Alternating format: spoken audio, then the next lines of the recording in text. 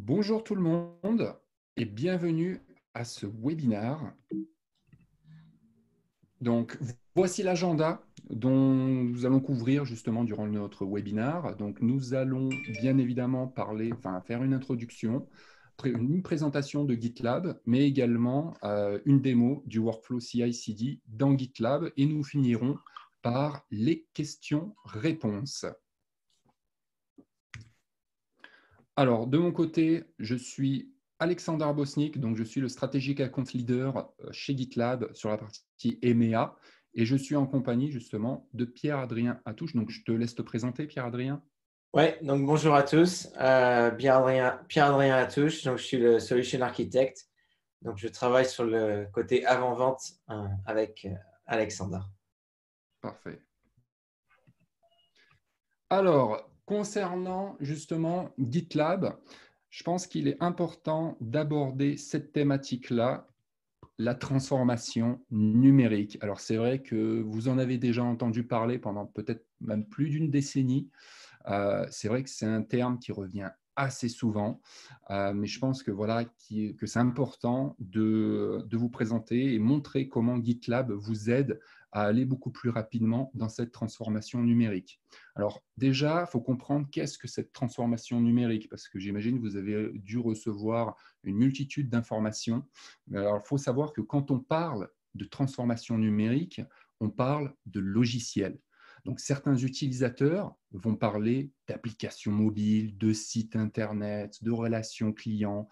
Et tous ces logiciels, tout ça, en fait, ça se transforme par des logiciels qui sont en général écrits par des développeurs.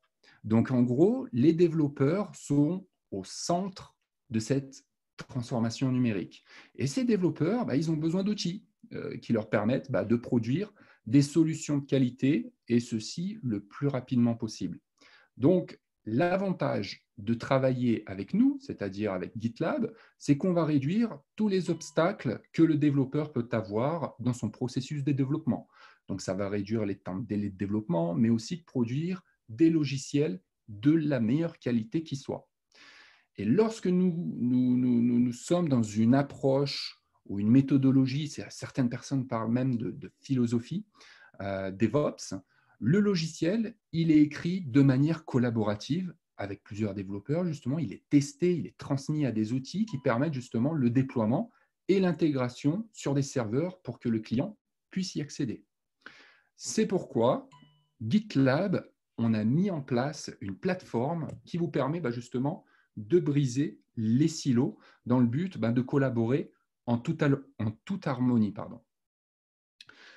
C'est une solution qui est également agile, qui est très intéressante justement actuellement, puisque de plus en plus de sociétés recherchent des solutions agiles, open source également. Donc, on vous donne accès au code source, donc vous pouvez contribuer et être présent justement dans la collaboration avec GitLab.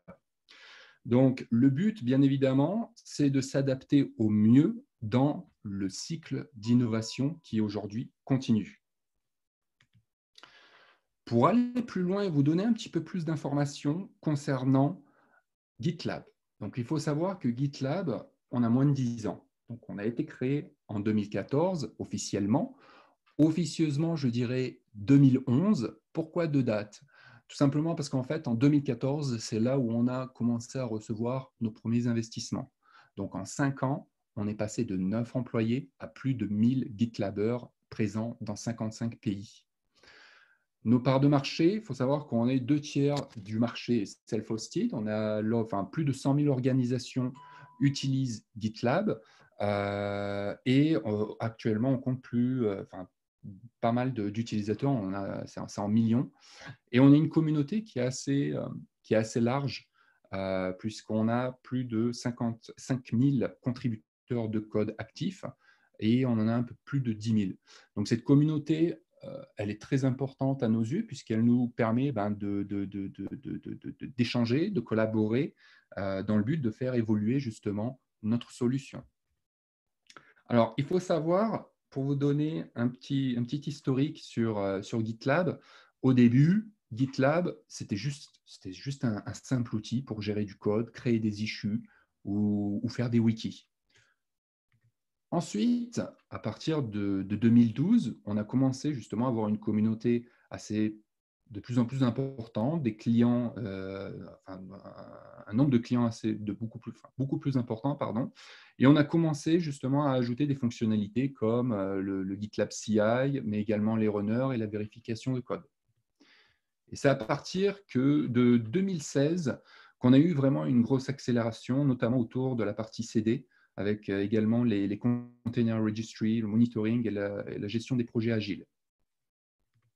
Pour enfin, justement, 2017-2018, on a rajouté justement l'intégration avec Kubernetes, AutoDevOps, SAST, DAST sur l'aspect sécurité.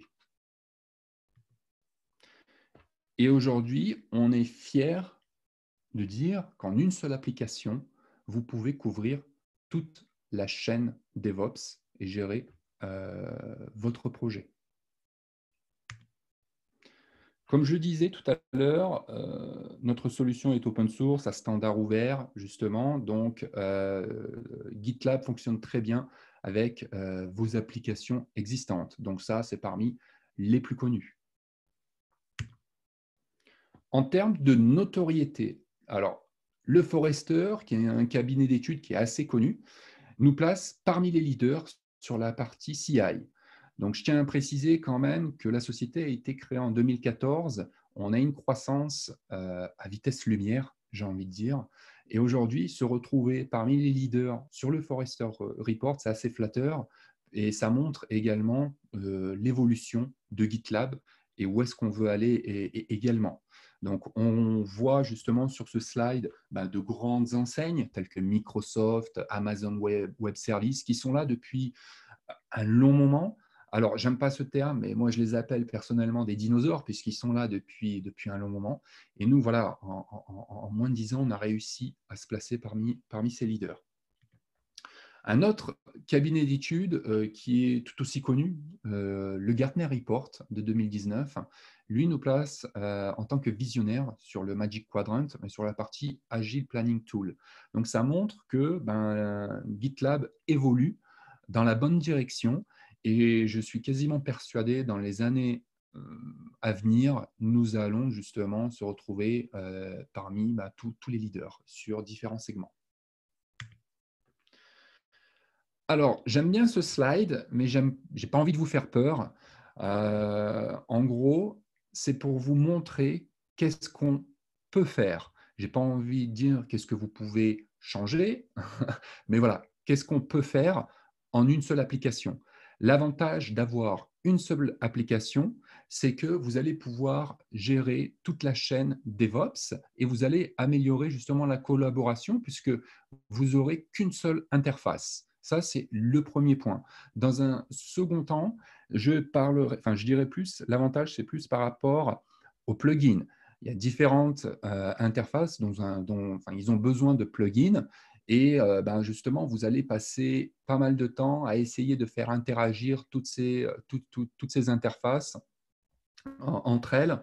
Donc, c'est vrai que c'est assez embêtant. Et puis, lorsqu'il y a également des updates avec les plugins, vous pouvez avoir pas mal de soucis et avoir des bugs. Et encore une fois, vous passerez pas mal de temps à fixer tout ça et à avancer, justement.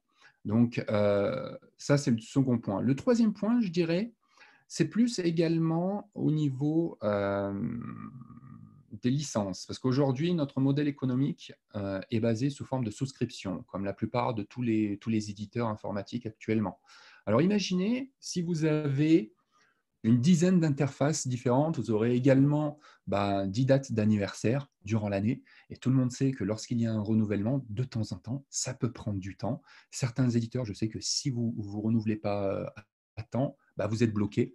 Et c'est vrai qu'avoir une seule date d'anniversaire, c'est beaucoup plus pratique, je dirais, que ce soit pour vous, mais également pour le service achat.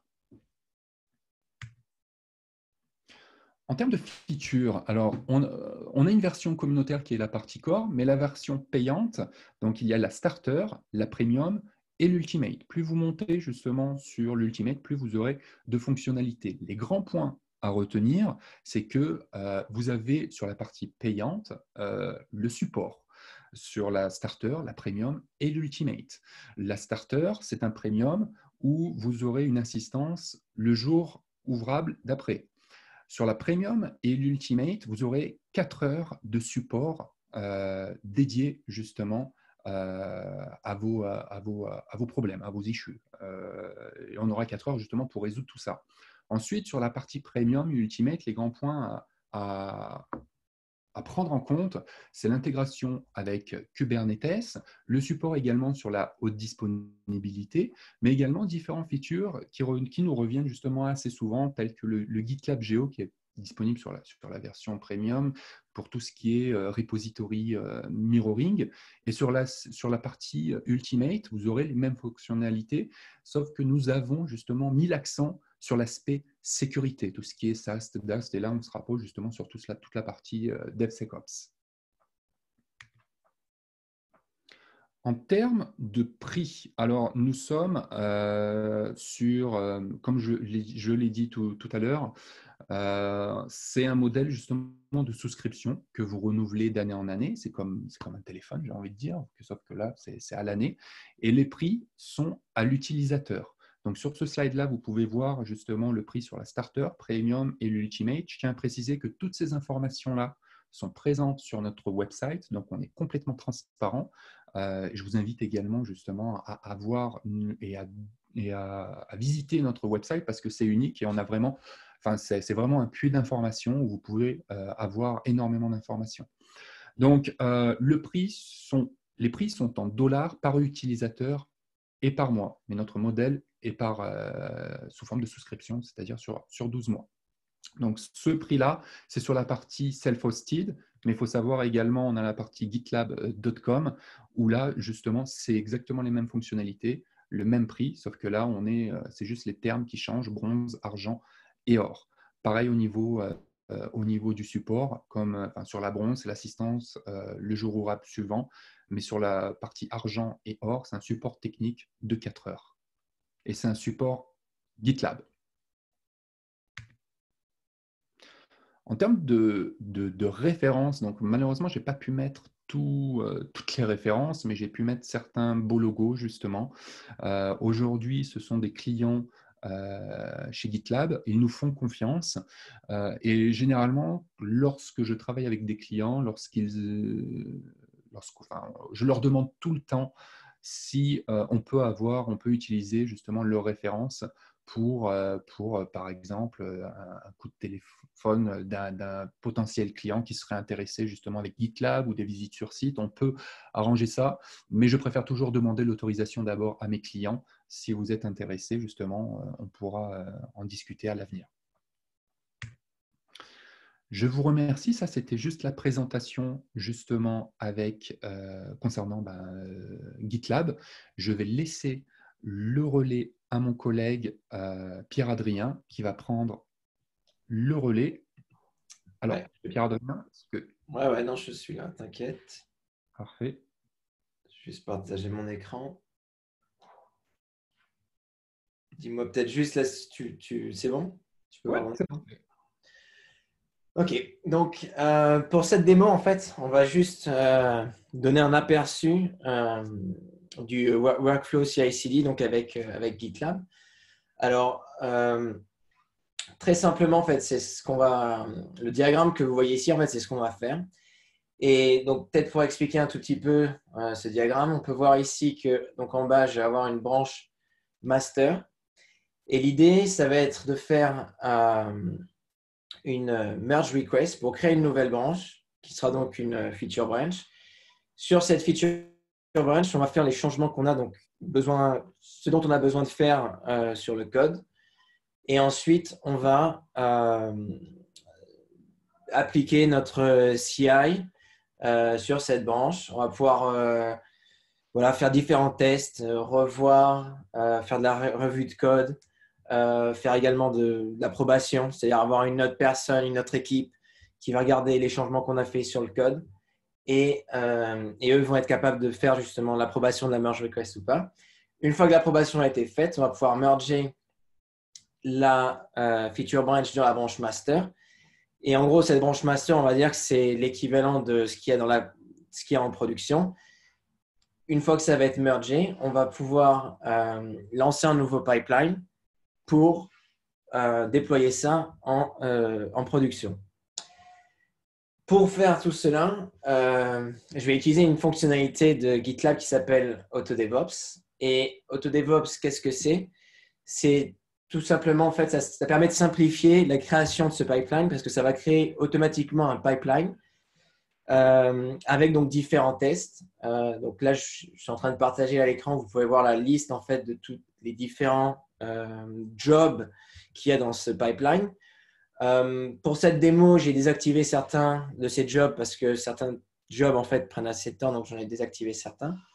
Mais l'idée, voilà, ça va être de détecter automatiquement donc, le langage du code que j'utilise. Ça va automatiquement donc, construire l'application, faire la build, tester. Je peux également faire de la qualité de code. Ça va également rajouter tout ce qui va être scan de sécurité, compliance avec les licences. Le package registry aussi fait partie de ça. On a également tout ce qui est partie monitoring, où on va par exemple, donc là, je vais utiliser un cluster Kubernetes pour déployer mes applications. Et je vais être capable comme ça de voir justement le monitoring de ce cluster directement dans GitLab. Et enfin, bien entendu, donc le déploiement. Donc ça, c'est tout ce qu'il y a dans AutoDevOps.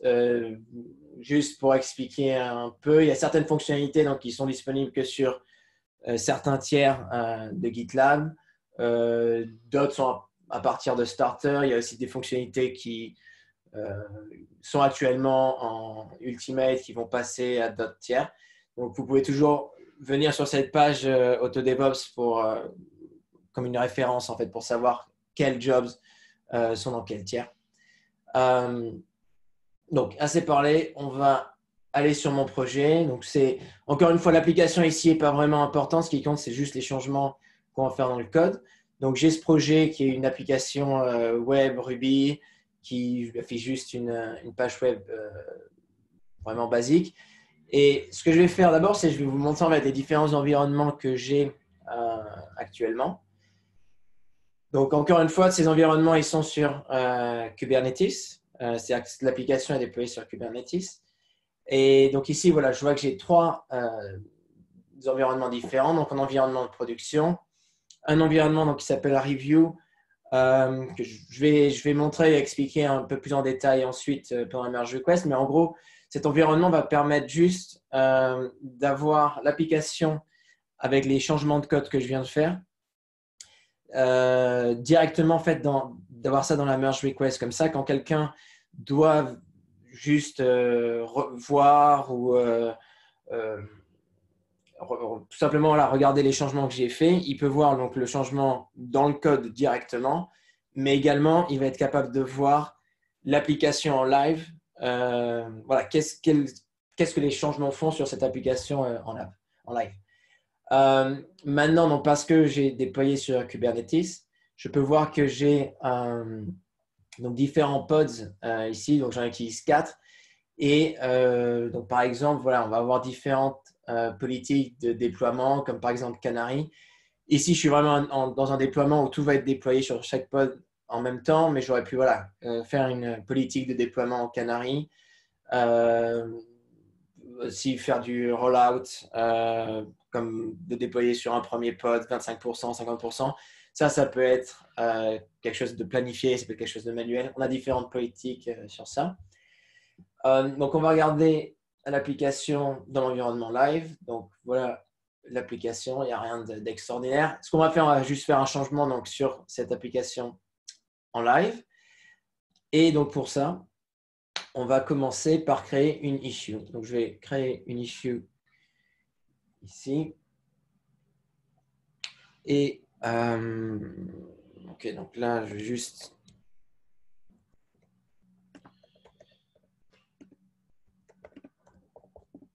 on va faire juste ça. Donc là, je pourrais entrer une description. Je vais faire va juste passer, mais là, j'ai différentes options. Après, si vous êtes familier avec la version communautaire, c'est à peu près pareil. Ici, je vais l'assigner à moi-même directement.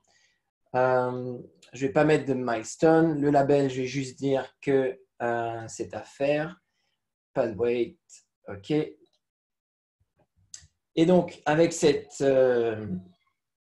issue, qui donc maintenant est assignée actuellement, en fait, on va venir ici voir directement, en fait, juste pour vous montrer les différents tableaux de type Kaman. Donc ici, c'est la nouvelle issue que j'ai créée, qui est dans la colonne la to-do. Après, ici, moi, je peux créer différents tableaux. Tout est customisable ici. Donc ici, je vais juste prendre celui-là. Et depuis l'issue, je vais créer donc cette merge request. Et donc, en créant cette merge request, ça va donc, si je reprends le petit diagramme au début, en créant en fait cette merge request, ça va créer donc cette feature branch. Donc, on va vraiment être ici pour créer cette branche qui va nous permettre donc de faire les changements dans le code sans interférer la branche master qui est donc le code en production. Donc, si normalement tout s'est bien déroulé, j'ai créé ma merge request. C'était peut-être pas fini, je vais voir. OK.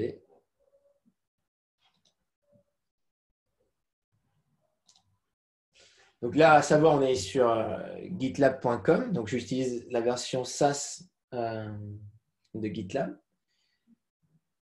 Et on a exactement les mêmes fonctionnalités sur la version on-prem. OK, donc là, je peux voir. Normalement, je devrais avoir ma merge request de créer, mais toujours pas. Donc, je pense que ça se charge. Juste regardez.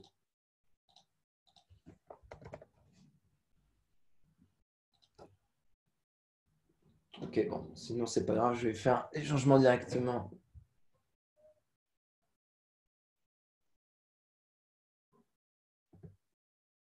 Là, c'est toujours en train de changer. On va juste attendre un petit peu. Si ça ne s'améliore pas, je ferai différemment.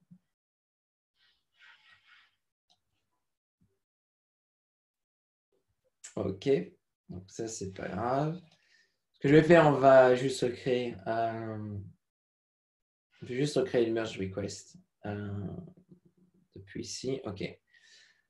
Ok, bon, ben ça fait toujours partie des démos en live. Ça, c'est pas grave. On va juste, je vais juste essayer de recréer une issue et voir si je peux reprendre le workflow. Alors.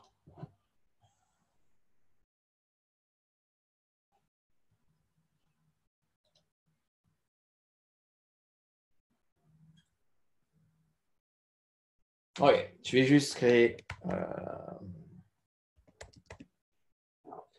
On va juste faire ça. Je vais réassigner moi-même.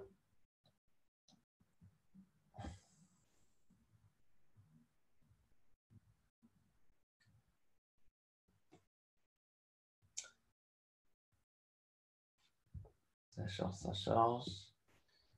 C'est peut-être mon internet aussi là qui est un peu lent de mon côté. Donc je vais juste créer.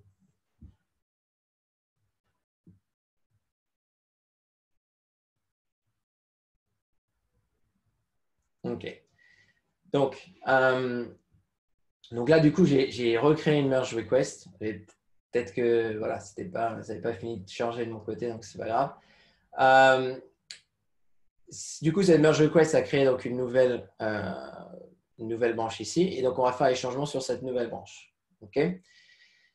Ce que je vais faire ici, du coup, là, on a perdu un peu de temps. On va aller assez vite. Je vais juste faire les changements rapides donc, sur la page. Alors, du coup, je vais faire juste, on va juste changer, on va faire quelque chose ici, juste pour vous montrer. Je vais changer ça à Hello World à bonjour. On va changer le commit. Donc, juste dire, voilà, sur le titre. On va faire le commit. OK. Et maintenant, on va revenir sur la merge request. Alors, donc là, juste pour expliquer, hein, j'ai juste fait les changements sur la partie du code. En faisant donc ces changements sur la partie du code, ça a lancé donc un pipeline. Donc en gros, là, on a fait ces changements ici. Et là, donc, on arrive sur la partie CI. Et donc, ce changement voilà, a lancé le pipeline. Donc, on va revenir sur la merge request. Et là, sur la merge request, qui va vraiment être la fenêtre centrale, en fait, où on va avoir toutes les informations concernant justement les changements de code que j'ai fait sur ce projet. Donc, ça va être bien entendu, je vais être capable de voir les différents commits qu'il y a eu qui sont reliés à cette merge request. Je vais être capable de voir donc, le résultat du pipeline, et je vais revenir vers ça plus tard. Et je vais être capable aussi de voir donc, le changement de code directement ici. Là, l'avantage, c'est que je vais être capable aussi, par exemple, de commencer une revue de code. Donc, là, il faut voir que je pourrais avoir une autre personne qui arrive sur cette merge request, qui regarde la merge request, qui va être capable de commenter dessus. Donc, la merge request, ça va vraiment être la partie centrale de GitLab où on va avoir toutes les informations donc, concernant le changement de code qu'on a fait, mais également d'autres informations qu'on va voir là une fois que le pipeline va être exécuté complètement.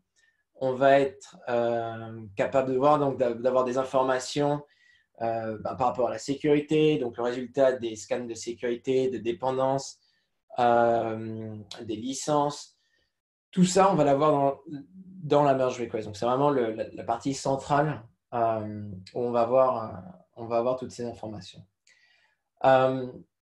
Également, donc, ce que je disais un peu plus haut, là, dans cette merge request, on va avoir donc, l'application avec donc, les changements qu'on vient de faire qui va être déployée dans un environnement de review. Et là, l'intérêt, c'est directement en fait, dans la merge request, je vais avoir ce lien vers l'application qui est en review. Et donc, si quelqu'un devait faire de la revue de code, il serait capable de voir les changements live de l'application donc directement depuis la merge request. Donc, une fois que ça sera déployé, on sera capable de voir. Et également, donc, chose importante dans GitLab, on va être capable donc, de définir en fait, des approbations sur les merge requests.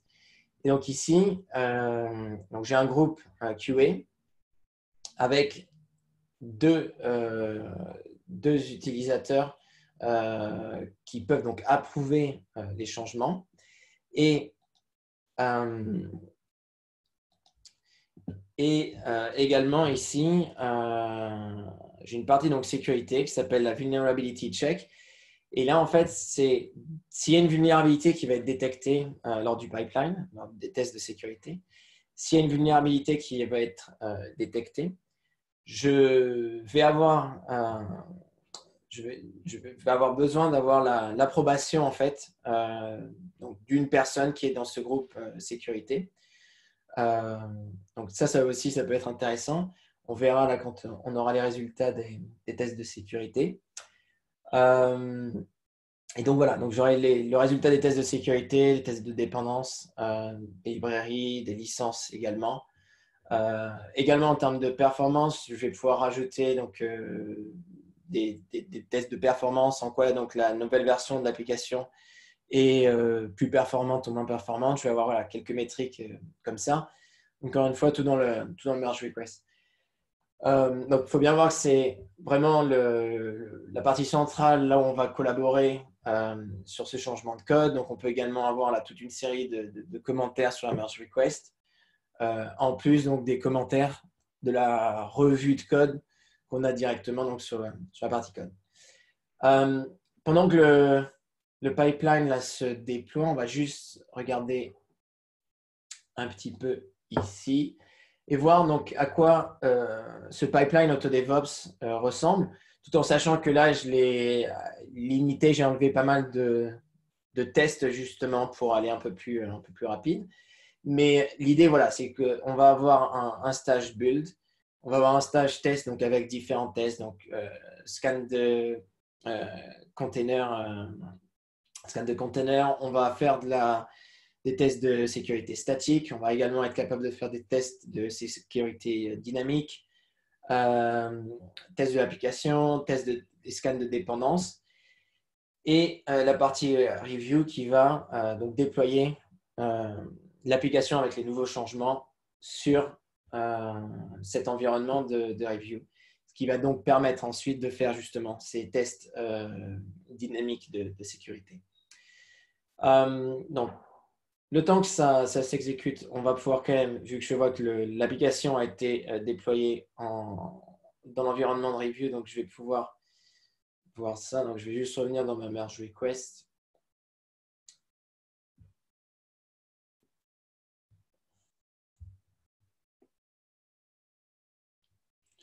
OK, donc là, je vois que ça se charge encore, donc on va juste attendre un petit peu. OK, voilà, c'est bon. Donc là, je vois que l'application a bien été déployée dans l'environnement review. Donc, je vais pouvoir cliquer ici directement pour voir l'application en live direct. Donc ça, c'est normal. Et donc là, je peux voir les changements du code que je viens de faire en live. Donc là, juste pour être clair, on est toujours sur cette feature branch. OK, donc si je fais un rafraîchissement ici de l'environnement en prod, lui, il n'a pas changé. On est toujours dans cette branche. Je vais on va passer au côté approbation. Donc là, on peut voir que j'ai besoin d'au moins une de ces deux personnes pour approuver les changements. Donc, ce que je vais faire, c'est que moi, de mon côté, j'ai reçu un email en me disant que justement, il y allait avoir une set merge request et qu'il faudrait donc une approbation. Donc, ce que je vais faire, c'est je me connecte là avec un autre utilisateur que j'ai pour faire cette approbation. Donc là, j'ai fait l'approbation. Je vais juste faire, pour gagner un peu de temps, on va faire un refresh ici. OK. Donc là, je viens de faire l'approbation. Et là, donc, je peux voir que ça a été approuvé par un autre utilisateur qui est moi-même. Je peux voir qu'au niveau de la sécurité, donc, les changements de mon code n'introduisent pas de nouvelles vulnérabilités. Mais allons jeter un œil sur la partie report. Sur la partie report, en fait, je vais être capable de voir les rapports qui ont été anciennement faits. C'est-à-dire qu'à chaque fois que j'ai eu là, ce pipeline AutoDevOps qui tournait, qui avait des tests de sécurité, s'il détectait, si j'introduisais donc des vulnérabilités ou quoi, ces rapports sont donc stockés dans GitLab et donc je peux revenir vers eux. Donc, par exemple, là, j'ai différents rapports donc, qui sont le résultat de changements précédents. Et l'idée, c'est dans mon projet, là, j'ai tout un tas j'ai un fichier en fait avec des fausses clés privées. L'idée, c'est juste pour vous montrer en fait ces rapports, à quoi ça ressemble. Et si j'en prends un, donc par exemple celui-là, je vais être capable donc de voir quel est le type de vulnérabilité et directement d'aller sur le fichier et sur la ligne concernée et de voir donc voilà qu'est-ce qui a été quelle est justement la vulnérabilité qui a été détectée et comment y remédier. Et je peux également depuis le rapport utiliser tout simplement une issue pour fixer le problème. Alors, toutes ces clés privées sont complètement bidons. Donc voilà. Donc ce qu'il faut voir ici, c'est l'intérêt, c'est vraiment comme ça de passer en fait la sécurité. En anglais, on dit le shift to the left. Mais l'idée, voilà, c'est vraiment d'avoir ces tests de sécurité le plus tôt possible dans le cycle de développement. C'est-à-dire que dès qu'on fait un changement, d'automatiser en fait, d'introduire ces tests dans le pipeline pour vraiment automatiser ces tests de sécurité et surtout avoir voilà, le résultat dans cette merge request qui sera vraiment donc l'élément central du workflow. Donc, OK, moi, je suis OK avec ces changements. Je vais le résoudre de VIP de work in progress comme fini. Donc là, je vais être capable de merger et c'est ce que je vais faire. Et en faisant en fait le merge, je vais également en fait supprimer l'ancienne branche. Et donc en faisant ça, en cliquant là sur ce merge, si je reprends, si je reprends le workflow, on est à ce stade où on vient de faire l'approbation. On va dire qu'on a fait la revue, on a fait l'approbation. Et donc là, je vais être capable de faire le merge. Et en faisant le merge, donc ça va me déclencher un nouveau pipeline, donc pareil AutoDevOps, qui va déployer cette fois en production. Donc c'est ce qu'on va faire. Je vais cliquer ici sur merge et en faisant ça,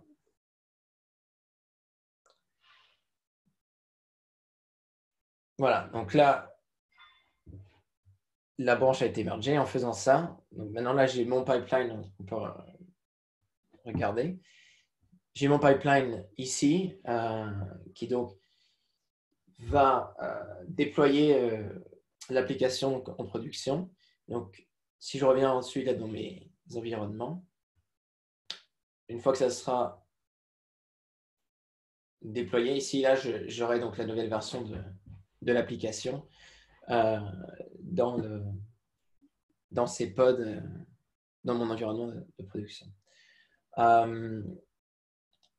Donc, le temps, oui, alors, je n'ai pas précisé, mais bien sûr, on a un système de questions dans le webcast. Donc, si vous avez des questions, vous pouvez directement en fait, les poser. Si vous cliquez sur l'icône Q&A, vous pouvez poser les questions. Alors, le temps que ça se fasse, soit je peux prendre quelques questions. Je vais juste garder ici le pipeline.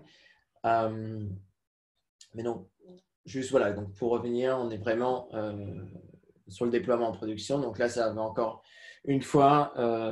C'est un pipeline donc, qui a été créé automatiquement par la fonctionnalité AutoDevOps. Et donc, il va déployer ça en production.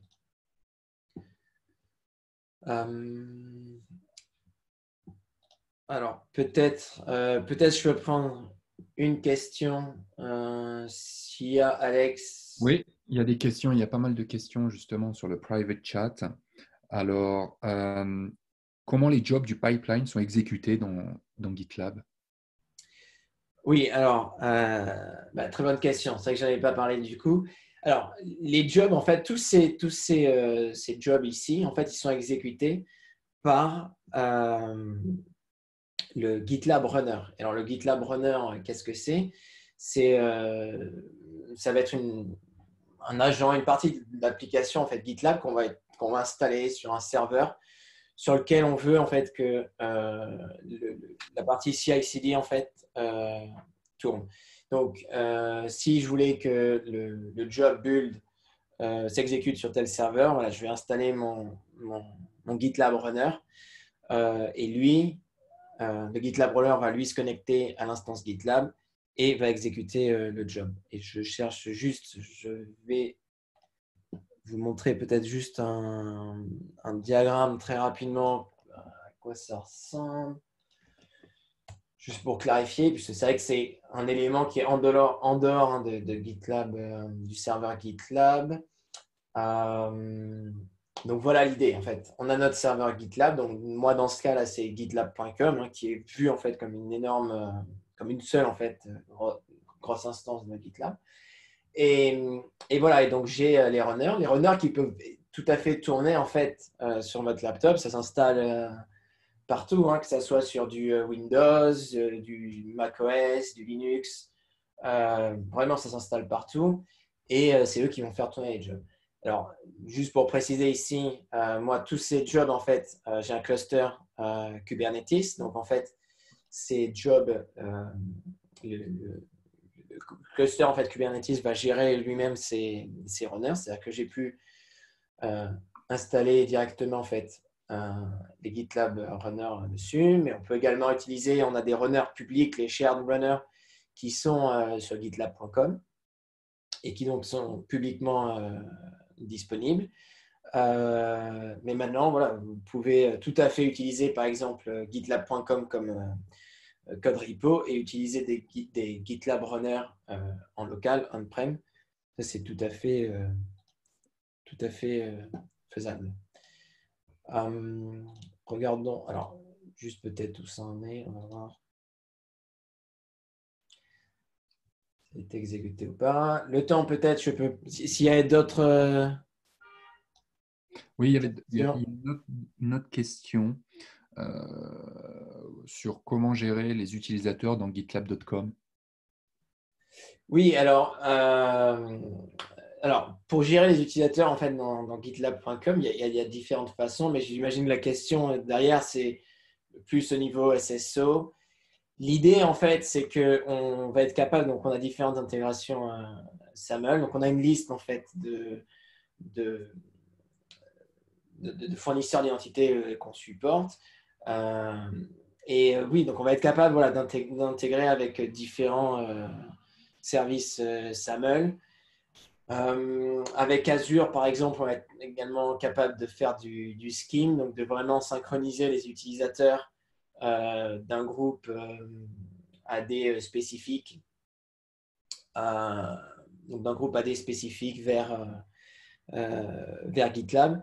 Donc, il y a différents moyens voilà, de gérer les utilisateurs, mais donc, sur la partie gitlab.com, voilà, on a intégration SAML. Si vous avez du Azure AD, du Okta, voilà, on peut intégrer ça en gitlab.com. On peut également faire ça sur du on-prem. Maintenant, il faut voir que sur du on-prem, on a également voilà, tout ce qui va être intégration LDAP et AD. Alors, on va juste voir. Donc là, on est au test dynamique de sécurité. On va peut-être juste revenir du coup sur la merge request que j'ai, qui maintenant donc, a été mergée. Mais ce qui pourrait être intéressant, c'est que je vois que l'application a été lancée sur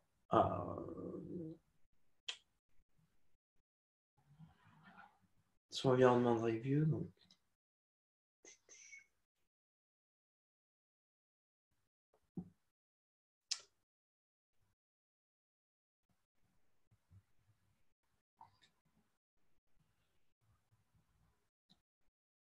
OK.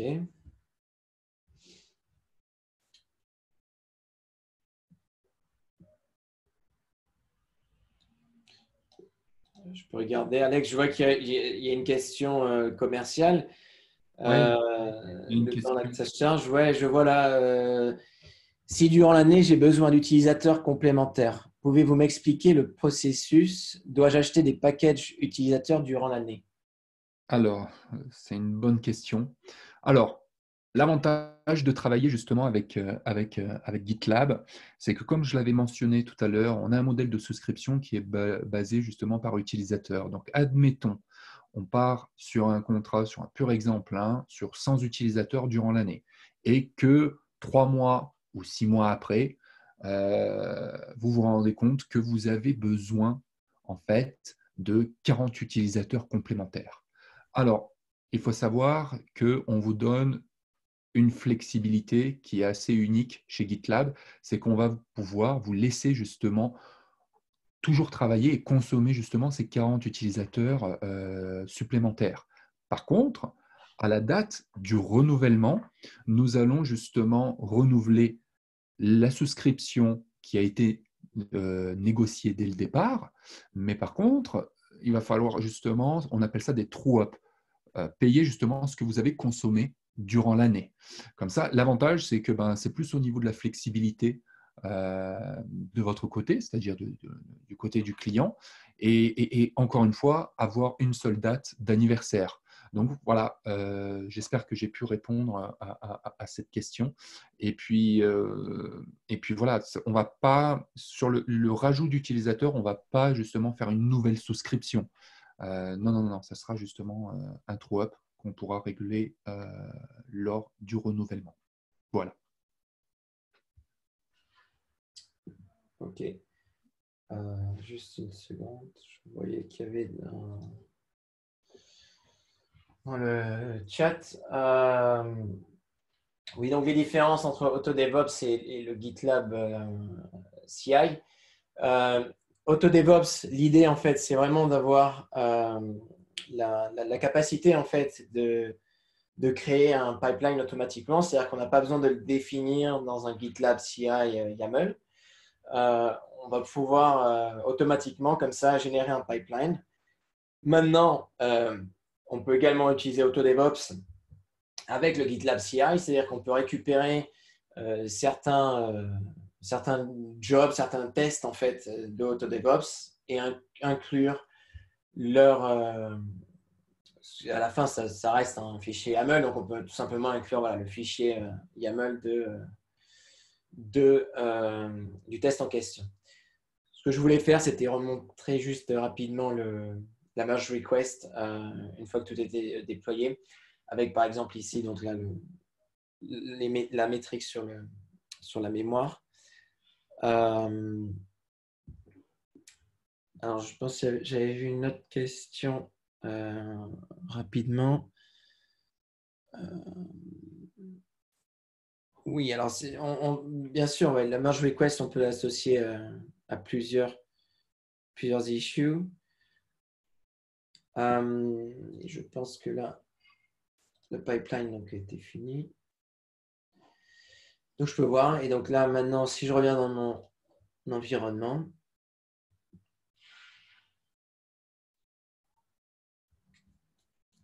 ouais, je peux voir, ouais, les 4 pods ont été mis à jour. Et je devrais voir dans mon environnement de prod, j'ai la nouvelle version de l'application. OK. Alors, je vois qu'il y a d'autres questions sur le chat. Il y a certaines qu'on pourra sûrement répondre plus tard. On pourra faire un follow-up. Alex, je ne sais pas s'il y avait d'autres choses que tu voulais mentionner. Non, tout est bon. Alors, en tout cas, voilà. Merci d'avoir participé justement à ce webinaire. Je tiens à préciser que nous allons reprendre justement contact avec tous les participants. Et puis, si vous avez des questions complémentaires, justement, ça sera l'occasion d'en discuter. En tout cas, merci et puis à très bientôt. Au revoir. Merci à vous. Au revoir.